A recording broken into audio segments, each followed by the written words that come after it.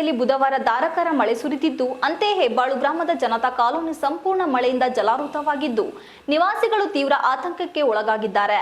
ಸಂಬಂಧಪಟ್ಟವರು ಯಾರು ಕೂಡ ಇಲ್ಲಿಗೆ ಆಗಮಿಸಿಲ್ಲ ಎಂದು ಸ್ಥಳೀಯರು ಆಕ್ರೋಶವನ್ನು ವ್ಯಕ್ತಪಡಿಸಿದ್ದಾರೆ. ತಾಲೂಕಿನ ಹೆಬ್ಬಾಳು ಗ್ರಾಮದ ಜನತಾ ಕಾಲೋನಿಯಲ್ಲಿ ಇಂದು ಸುರಿದ ಭಾರಿ ಧಾರಾಕಾರದ ಮಳೆಯಿಂದ ಇಲ್ಲಿನ ಸುರೇಶ್, ಪುಟ್ಟರಾಜು, ಗಿರೀಶ್, ವಿಶಾಲಾಕ್ಷಿ, ಶಂಕರ್ ಸೇರಿದಂತೆ ಒಟ್ಟು 10 ಮನೆಗಳಿಗೆ ನೀರು ನುಗ್ಗಿದ ಪರಿಣಾಮದಿಂದ ಮನೆಯವರು ಆತಂಕಕ್ಕೆ ಒಳಗಾಗಿದ್ದು, ಮಳೆ ನಿಂತ ಬಳಿಕ ನೀರನ್ನು ಹೊರಹಾಕುವ ಮೂಲಕ ತಮ್ಮ ಆಕ್ರೋಶವನ್ನು ವ್ಯಕ್ತಪಡಿಸಿದ್ದಾರೆ. ಈ ಬಗ್ಗೆ ಪತ್ರಿಕೆಯೊಂದಿಗೆ ಮಾತನಾಡಿದ ಹೆಬ್ಬಾಳು ಗ್ರಾಮದ ಅಂಬೇಡ್ಕರ್ ಸಂಘದ ಅಧ್ಯಕ್ಷ ಸುರೇಶ್, ಹೆಬ್ಬಾಳು ಗ್ರಾಮದಲ್ಲಿ 500ಕ್ಕೂ ಹೆಚ್ಚಿನ ಮನೆಗಳು ಹೊಂದಿದೆ.